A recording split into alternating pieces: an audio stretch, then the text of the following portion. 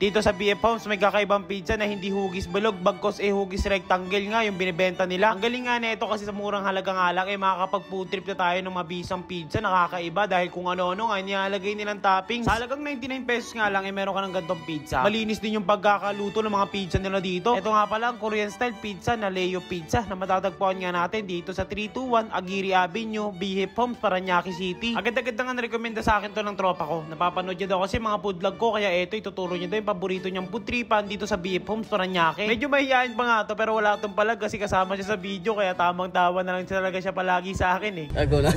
Tignan niya natin tol kung masarap tong tuturo ng tropa ko. Nagsipag-order na nga pala kami ng mga pizza namin. Napanood ko rin kung paano nila ginagawa guys. Grabe, napakalinis ng pagkakadali nila. May machine pa sila dito guys, so pagka sinalang nila, luto na kaagad kapag lumabas na. Napakagaling naman ng machine na to. Sana meron din ako nito. Kakaiba nga yung mga pizza nila dito kasi meron sila mga Nutella katulad nito. Kaya ito na nga yung pinunta natin syempre para pumutrip. Let's go! Meron din sila ditong sausage, may jalapeno. Nakita ko nilalagyan nila kaganyan. First time ko makakatikim ng ganireng pizza. Ito na guys, unang kagat.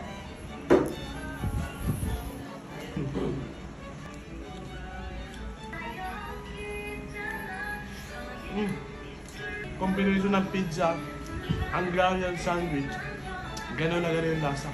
Bali nga bukod sa kanilang iba't ibang klaseng mga flavor, meron din sila guys na mix na 2-in-1 flavor pizza. Ito nga guys, meron din sila mga pasta, meron din mga chicken pops, tas may soft drinks. Yan, kung makikita nyo guys, meron sila ditong cool pop. Combination to guys ng cola sa ilalim at chicken pop sa ibabaw. Sige guys, tikman na natin. Pwede kayo mamili guys kung gusto nyo ng kung anong soft drinks gusto nyo. Basta nakadepende na sa inyo yun.